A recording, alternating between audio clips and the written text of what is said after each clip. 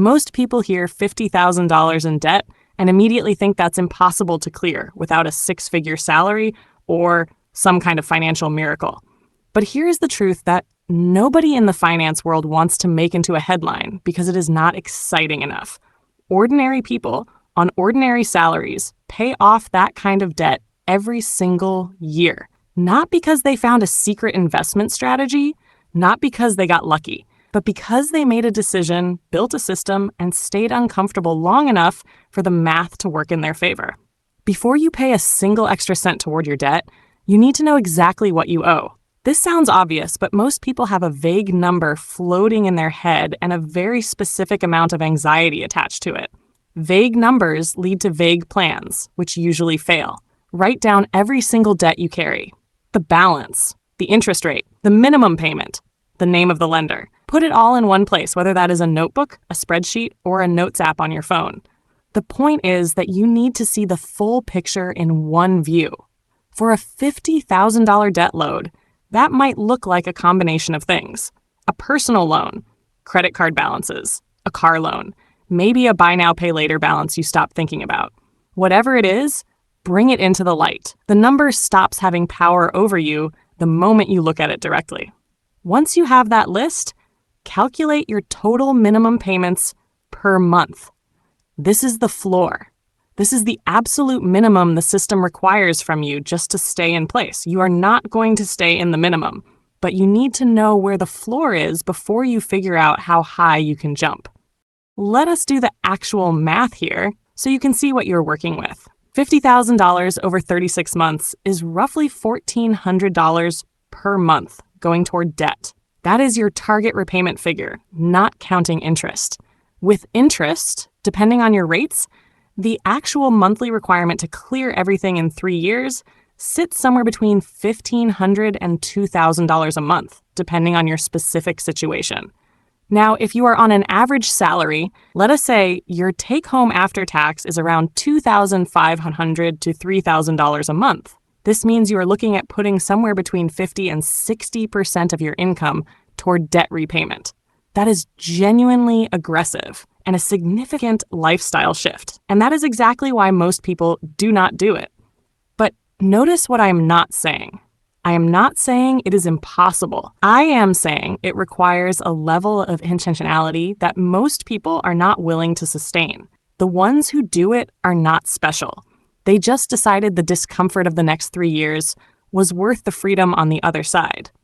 The other option is doing the minimum and watching interest extend your timeline to 10 or 15 years while you pay nearly double the original amount. That discomfort is just quieter and the background noise you learn to ignore. There are two main approaches most financial educators talk about, and both have merit, depending on your personality. The first is the avalanche method. You put all your extra money toward the debt with the highest interest rate first, while paying minimums on everything else. Once that debt is gone, you roll that payment into the next highest rate. Mathematically, this is the most efficient approach.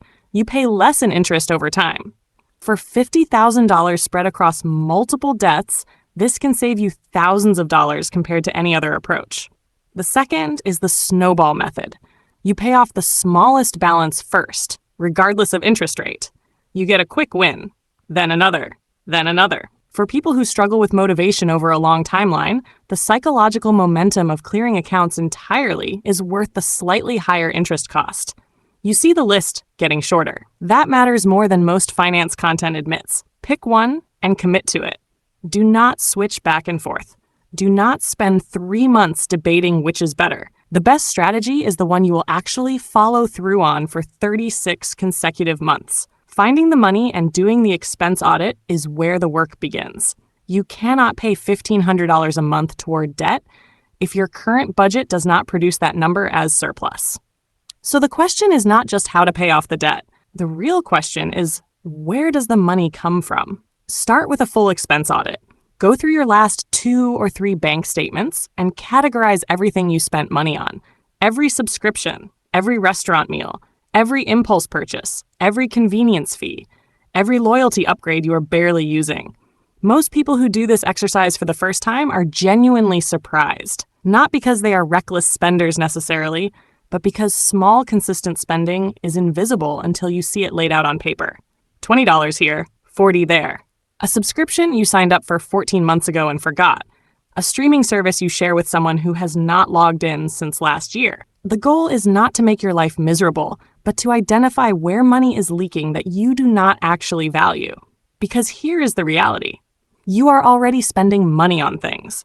The question is whether that spending is aligned with what actually matters to you right now. If clearing $50,000 in debt is the priority, then spending needs to reflect that priority. Look at the big categories first. Housing, food, and transport usually account for 60 to 70% of most household spending. If you can move the needle on any one of those three, you unlock significant cash. Could you take in a lodger? Move to a smaller place temporarily? Use public transport instead of driving a car? Bring food from home instead of buying it daily? One major change in any of these categories can free up more money than cutting 10 smaller expenses combined. Before we continue, take a second to like or subscribe. It is a simple action from you, but it helps us tremendously. Cutting expenses gets you so far.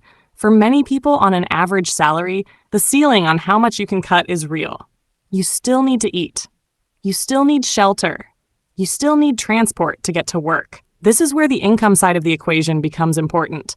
And before you switch off thinking this means starting a full business or learning to code overnight, let us be practical about what actually moves the needle for most people. The first and often most overlooked option is your current job. Many people on average salaries have not asked for a raise in 2 or 3 years. They assume the answer will be no, or they are uncomfortable having the conversation. But a 10 or 15% salary increase on your current role is the equivalent of picking up a meaningful side income without adding a single extra hour to your week. Prepare the case. Show your value. Have the conversation. The second option is overtime or additional hours if your role allows for it. This is temporary. You are not committing to this forever. You are committing to it for 36 months with a specific goal attached to every extra hour you work. The third option is a skill-based side income. This does not have to be glamorous. If you can drive, deliver. If you can write, do freelance work. If you have a skill that businesses need, offer it on weekends. Even an extra $200 to $300 a month adds up to nearly $10,000 over 3 years. That is a significant dent in $50,000. The key principle here is that every extra dollar you earn during this period goes directly to debt. Not to lifestyle upgrades, and not to a treat because you worked hard, but straight to the balance. The reward is not a purchase. It is watching the number go down. One of the biggest reasons debt repayment plans fail is not a lack of discipline. It is the absence of a buffer. Something unexpected happens. A car repair, a medical bill, a broken appliance, and because the plan accounted for every single dollar, there is no room to absorb the shock. The person uses a credit card to cover the emergency. The credit card balance goes up, the motivation takes a hit, and the plan quietly dies. Before you throw every spare dollar at debt, build a small emergency fund first. The amount depends on your situation, but somewhere between $500 and $1,000 sitting in a separate account that you do not touch unless it is a genuine emergency. This is not a savings account. It is a buffer. It keeps you from going backwards when life happens. Some financial educators will tell you to skip this and put everything toward high-interest debt immediately. Mathematically, they are not wrong. But in practice, the buffer is insurance for your momentum. The 3 extra weeks it takes to save it are worth the protection it provides over the next 3 years. 3 years is a long time to stay focused. The initial motivation you feel right now in the first few weeks of the plan will not be there in month 14.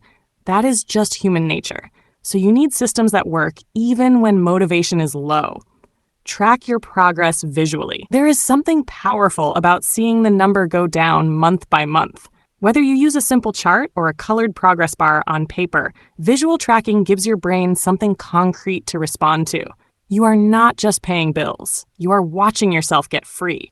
Build in small acknowledgments of milestones. Paying off the first account, crossing the halfway mark, hitting the 1-year anniversary of the plan. These are not excuses to spend money. They are moments to recognize that what you are doing is genuinely hard and you are still doing it. Tell someone. Not everyone needs to know your financial situation, but having one person in your life who knows what you are trying to do and checks in with you occasionally creates a layer of accountability that most solo plans lack. And prepare for the people who do not understand. When you turn down invitations, when you explain you are not spending money on things you used to spend on, not everyone will be supportive. Some people will think you're being extreme. Some will make jokes. That says more about their relationship with money than yours. Your finances are not a group decision. Now let us talk about the other side, because this is worth holding on to during the difficult months. When you clear $50,000 in debt on an average salary in 3 years, something changes that is not captured in any spreadsheet. The amount of your income that was going toward repayments is now yours. The stress that lived in the background of every financial decision begins to lift. The decisions you make start to be about building something instead of digging out of something. The same discipline that paid off the debt now becomes the engine for building wealth. The same $1,500 a month that went toward balances can now go into an investment account, toward a property deposit, toward a business, toward whatever comes next for you. The math of $50,000 paid off over 3 years is relatively straightforward. The harder part is the identity shift that has to happen first. You have to stop being someone who carries this debt and start being someone who is systematically removing it.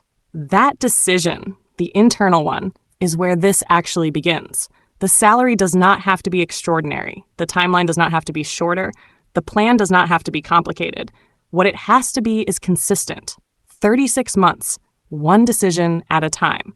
If you want to see how to make your money actually grow once the debt is gone, check out one of our previous videos on Kraftwise. We have covered exactly what to do when you finally have money working for you instead of against you.